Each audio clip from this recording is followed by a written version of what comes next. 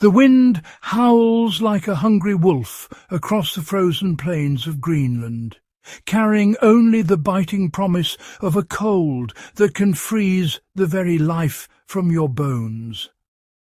Snow becomes a blinding white wall, erasing the line between sky and land. In this endless white, a small family huddles together, their breath turning to frost. The sun is gone for months, leaving only shades of grey and deep starless black. This is the Arctic winter, a test of endurance at the edge of human possibility. How could anyone survive here? Where would they find shelter from a wind that can tear structures apart? How would they stay warm in a vast, frozen expanse? These were the questions the Norse settlers, Vikings, faced over 1,000 years ago. Today we'll uncover the remarkable secrets of Viking survival and what their wisdom can teach us now. Imagine arriving in a new land, only to find it nearly barren. The Vikings, who settled Iceland and Greenland, quickly used up the sparse birch woodlands for ships and homes. Soon only volcanic rock, empty plains and fierce weather remained. Greenland was even harsher. Its green name, a marketing ploy, with only narrow strips of habitable land and almost no trees. The settlers faced a daunting problem. How do you build a house without wood? The winds were legendary, the cold relentless, and the darkness unending. Traditional building methods were useless. The Norse had to see stone, soil and grass as life-saving resources. Their survival depended on innovation, turning the very earth into shelter. They needed homes that were fortresses against wind, bastions of warmth, and sanctuaries from the dark. The barren landscape forced them to invent something entirely new. The Norse responded with one of history's most ingenious housing solutions, the turf longhouse. Built in harmony with the land, these homes used earth as insulation and strength. Long and narrow, often dug into hillsides, they hugged the ground for protection. From afar, they looked like grassy mounds, almost invisible. The multi-layered construction of stone, wood and turf addressed wind, cold and dampness. This was environmental architecture at its finest, born from deep observation and practical knowledge. The longhouse stands as a testament to Viking ingenuity at the world's edge.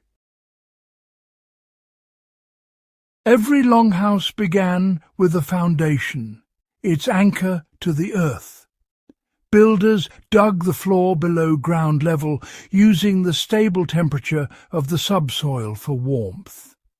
The first wall layers were dry stacked stone, fitted together without mortar. These stone footings provided stability and blocked ground moisture. Clever drainage channels directed water away, preventing frost heave and dampness. The stone base was the first line of defence against the elements. By digging down and building up, the Vikings created a controlled microenvironment. The foundation wasn't just structural, it was the bedrock of survival. It isolated the home from frost and damp, harnessing the earth's thermal mass. Above the stone, the Vikings built thick turf walls, their true innovation. They harvested blocks of turf with dense roots, binding the soil together. Laid in herringbone patterns, these layers locked for strength and stability. The walls, often over a metre thick, acted as thermal batteries, absorbing heat by day, releasing it by night. Countless air pockets in the turf provided superb insulation, much like animal fur. The walls breathed, allowing slow air and moisture exchange, preventing condensation and stale air. These living walls kept the cold out and warmth in. The Vikings turned the hostile earth into their greatest ally. The result, homes that were warm, dry and resilient. Turf walls were the key to surviving the Arctic siege. Inside the turf walls, a wooden skeleton gave the house its shape. Wood was precious, often driftwood carried by ocean currents. 2 rows of posts supported beams and a steeply pitched roof, creating a long central hall. Side aisles became sleeping areas raised off the cold ground. Every piece of wood was used with care, protected from rot by the turf shell. The steep roof shed rain and snow, preventing collapse. By enclosing the frame within earth, the Vikings made their homes last for generations. It was a masterful use of scarce resources. The crowning feature was the living roof, a green layer that blended the house into the land.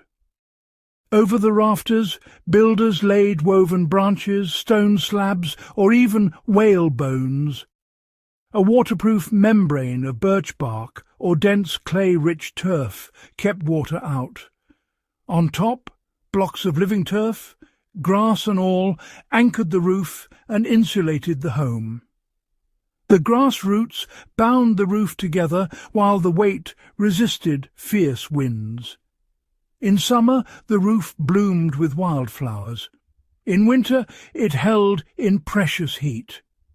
The living roof absorbed rain, slowed runoff, and protected the walls below.